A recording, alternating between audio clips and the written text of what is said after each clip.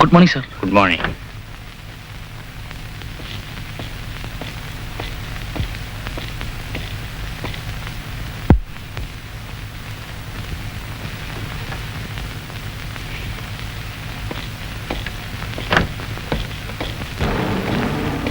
Good morning sir. Good morning. Anybody inside? 1 second sir.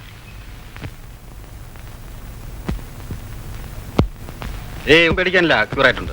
2 ആഴ്ച കഴിഞ്ഞ് ചെക്കപ്പിന് വന്നാൽ മതി. ശരി സർ. വണക്കം. വാ, ജസ്റ്റ് 5 minutes. ഇപ്പൊ ഇവിടെ നിന്ന് ഇറങ്ങിപ്പോയ ആളാരാ? അങ്ങേരോ? ആ ബ്രൗൺ ഷർട്ട് ഇട്ട് കുറ്റിത്താടി വളർത്തിയ ആള്. മാധുകുട്ടി അറിയില്ലേ? അറിയുമോന്നു. നിന്നോടമ്മ എന്ത് മെരിട്ടും പറഞ്ഞാ ഇപ്പൊ പറ്റി കൂടിയിരിക്കുന്നത്?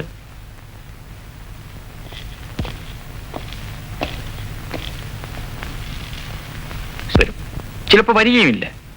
വരുമ്പോ എന്തെങ്കിലും നുണകൾ പറഞ്ഞവൻ രക്ഷപ്പെടും.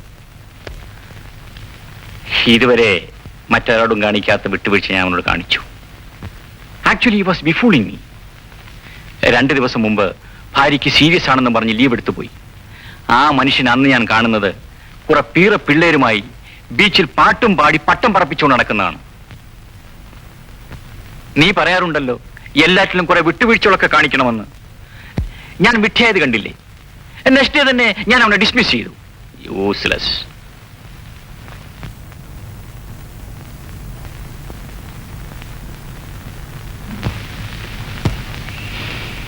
പറഞ്ഞു കഴിഞ്ഞു.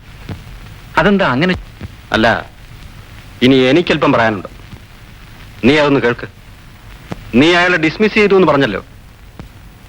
അയാളുടെ ഡിസ്മിസിൽ ഓർഡർ എന്നേ വന്ന് കിടക്കുന്നതാ. നിമിഷം പ്രതി മരിച്ചുകൊണ്ടിരിക്കുന്ന ഒരു മഹാരോഗിയാണ് അയാൾ. He will die any moment. You know that?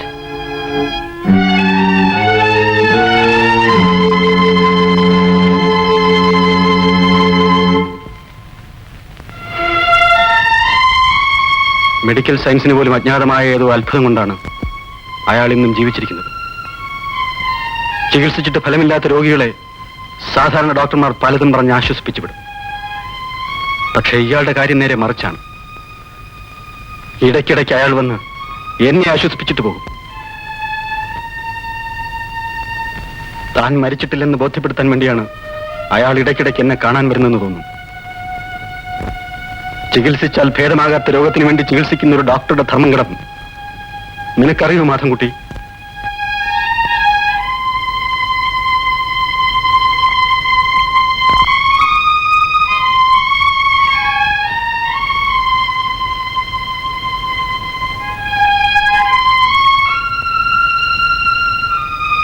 മനുഷ്യനെയും ജീവിതത്തെയും കുറിച്ചുള്ള നമ്മുടെ കണക്കുകൂട്ടലുകൾ പലപ്പോഴും ശരിയാകണമെന്നില്ല.